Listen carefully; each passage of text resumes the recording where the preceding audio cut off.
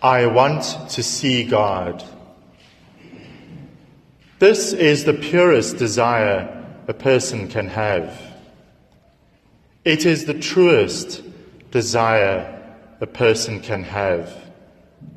I want to see God.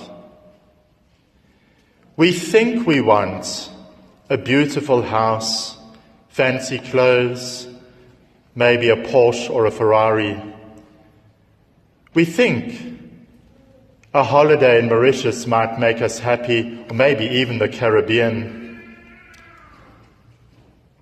We think these things make us happy. However, such kinds of things can easily lead to envy or jealousy. Whereas the truth is, the greatest happiness is to see God.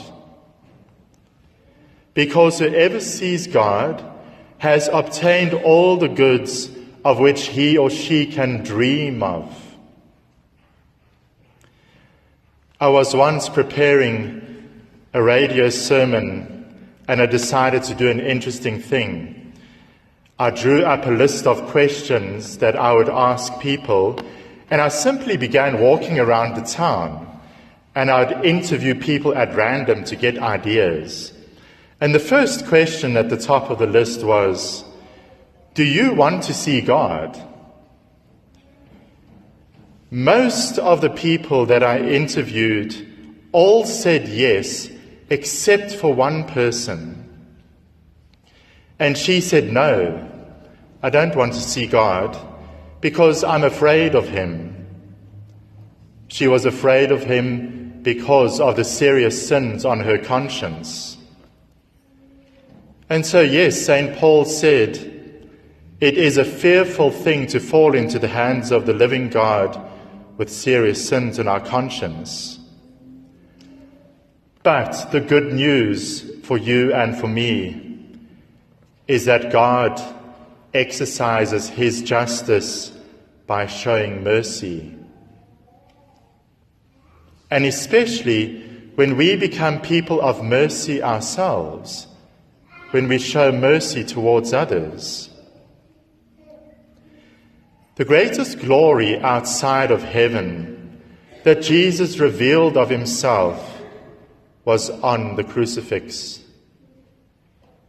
That is his greatest act of mercy, which he demonstrated towards us in the work of his salvation.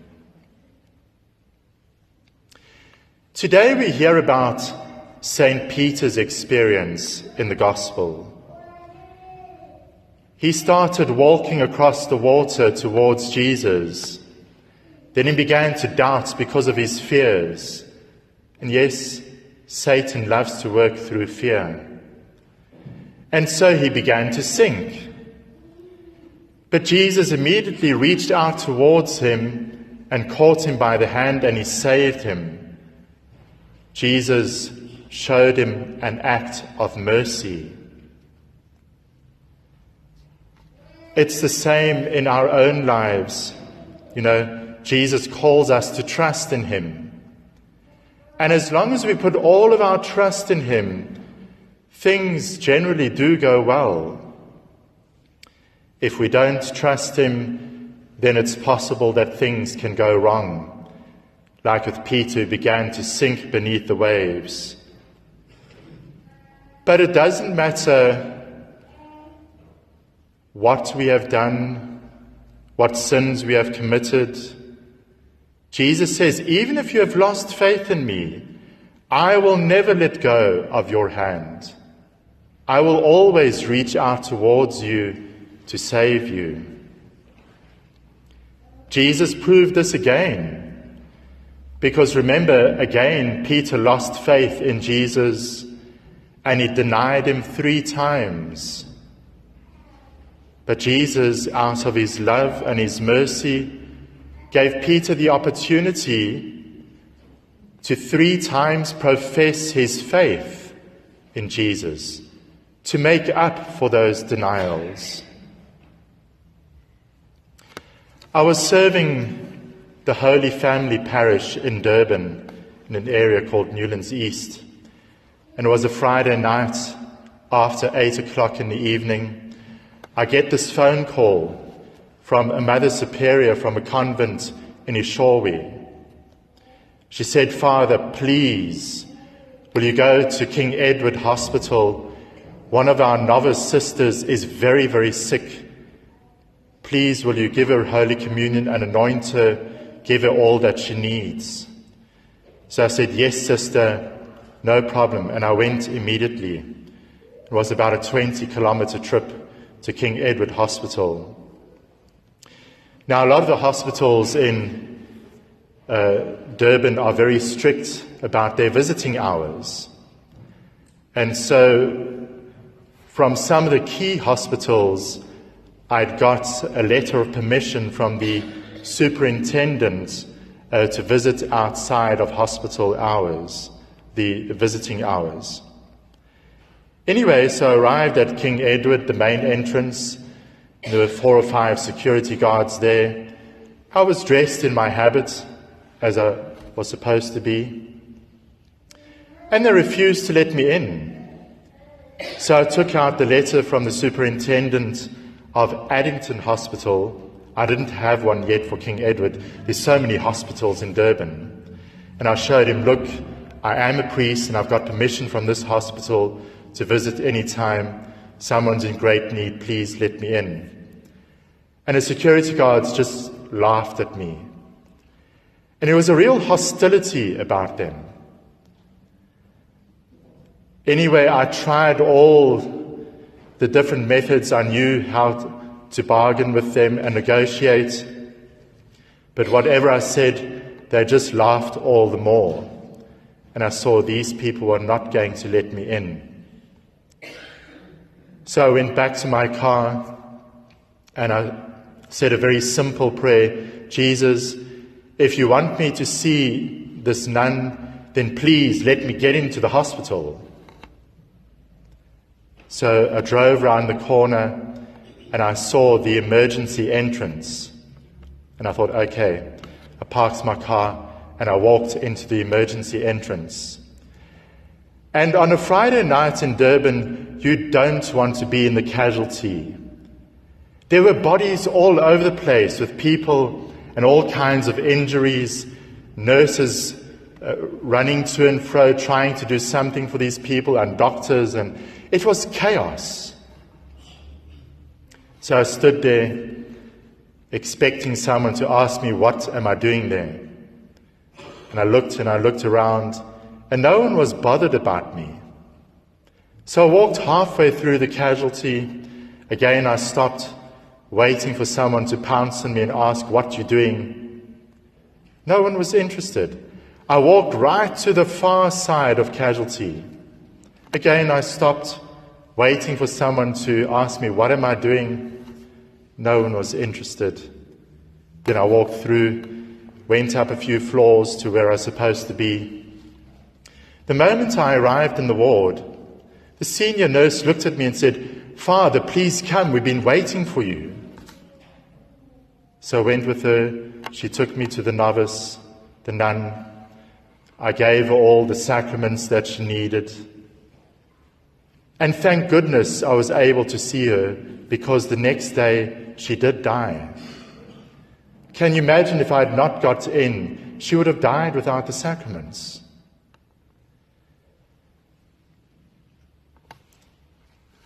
Devotion to divine mercy is so important for our times. At the heart of this devotion is trusting in Jesus. And if we pray and we really trust him, he looks after us. He answers our prayers. Then we can experience his mercy, his saving power, his care. If you have a picture of the divine mercy in your home, I would encourage you, on the front or the back of it, sign it in your own hand. Jesus, I trust in you. Saint Therese of Lisieux, she wrote down in her diary, More than ever, I realize that the smallest happenings in our lives are guided by God. So the best way to fight things like envy and jealousy is to have a good will, humility, and trusting in God's care for us. By surrendering ourselves, trusting in Jesus fully, it's another way of putting into practice that beatitude. Blessed are the poor in spirit, for theirs is the kingdom of heaven. And they are truly happy. Also, at the heart of the devotion of divine mercy is a very serious call to action. There is something I must do. If we think about St. Peter, Jesus called to him when he was standing in the boat, and there was something he seriously had to do. He had to climb out of the boat and to walk on the water. Later, when Jesus gave Peter the opportunity to make up for his denials, there was something he had to do. He had to promise to feed Jesus' sheep and to feed Jesus' lambs. So devotion to the divine mercy has two things: trusting in Jesus and doing something. Again, Jesus said, if you don't show mercy yourself, how can you expect to receive mercy? So that's a very important hinge of the divine mercy, that we put mercy into practice ourselves.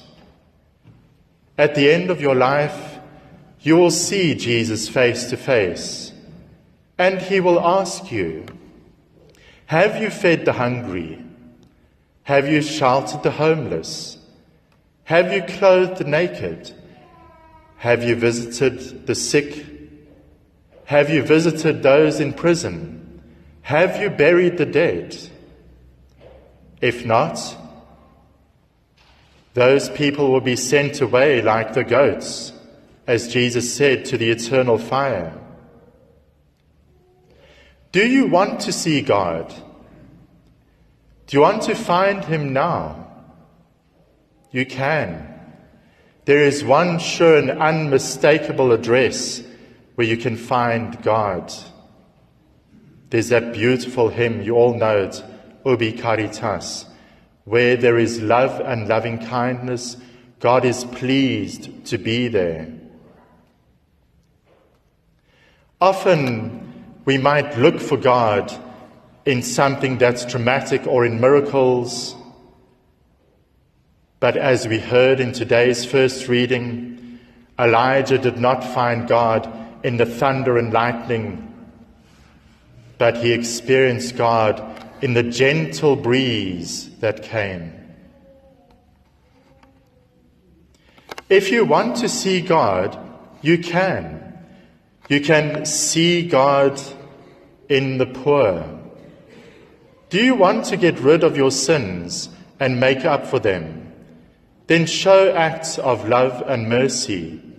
Because as St. John tells us, love covers over a multitude of sins. God blesses those who help the poor, and he rebukes those who turns them away. Jesus said, give to him who begs from you. Do not refuse him who would borrow from you. You received without pay, give without pay. Jesus recognizes his chosen ones by what they have done for the poor. The Church's love for the poor is part of its constant tradition.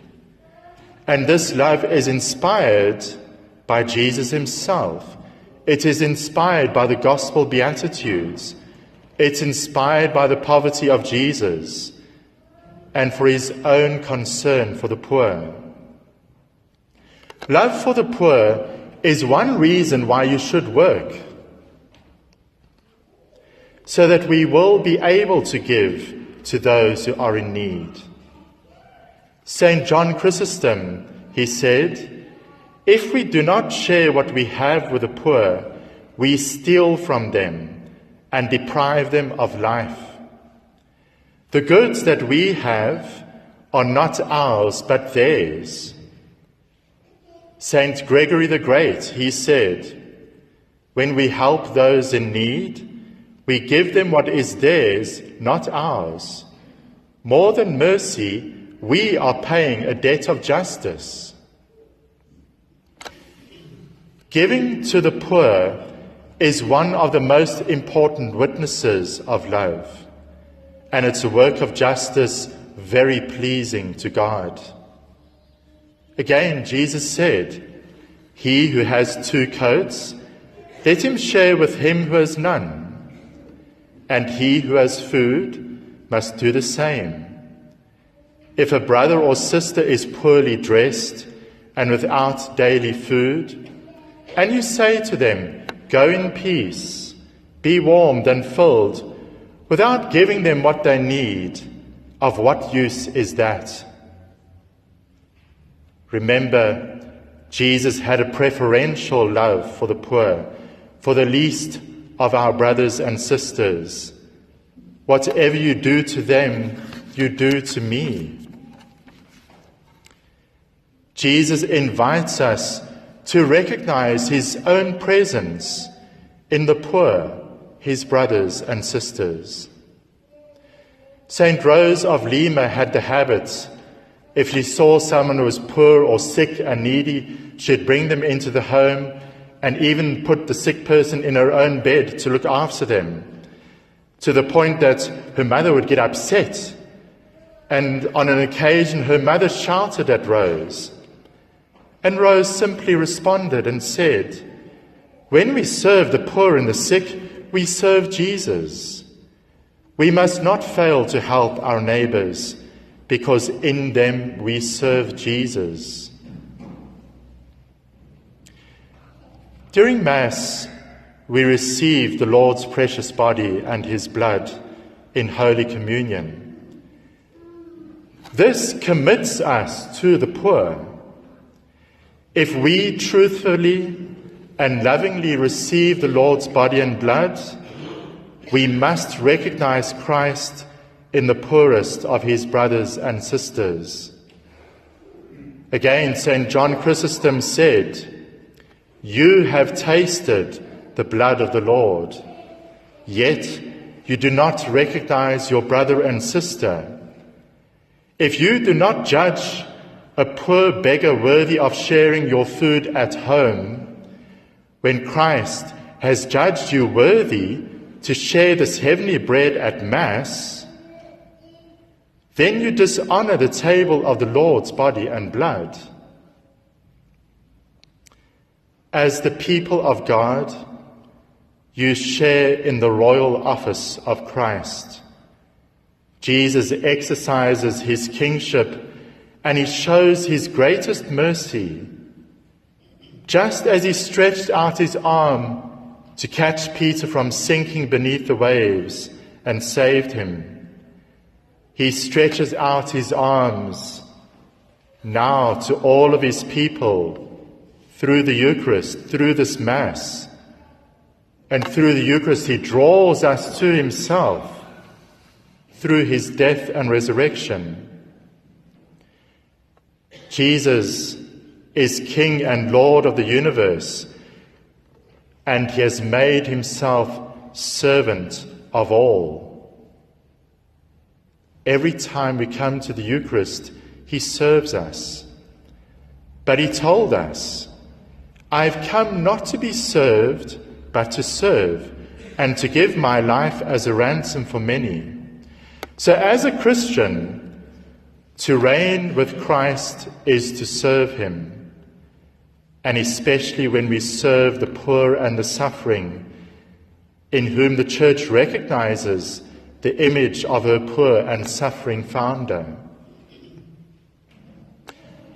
Besides the corporal works of mercy, there are also the spiritual works of mercy. We were reminded of this so much last year, celebrating the year of divine mercy. But it's useful to remember these things once in a while again. So the spiritual works of mercy admonish sinners. That means if you see somebody doing something wrong, speak out, speak the truth in love. Bring that person back to Christ. But be gentle in the way that you do it. Secondly, instruct the uninformed. So if somebody doesn't know about the faith, teach them the faith. Teach the catechism. Thirdly, counsel the doubtful. Fourthly, console or comfort those who are sorrowful. Forgive others. Forgive quickly and willingly. Bear wrongs patiently. Pray for the living and the dead.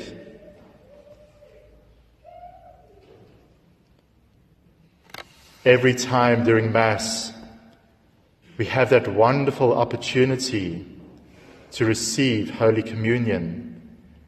Again, in that moment, it's like Jesus reaching out to us the same way that he grabbed onto St. Peter's hand to save him.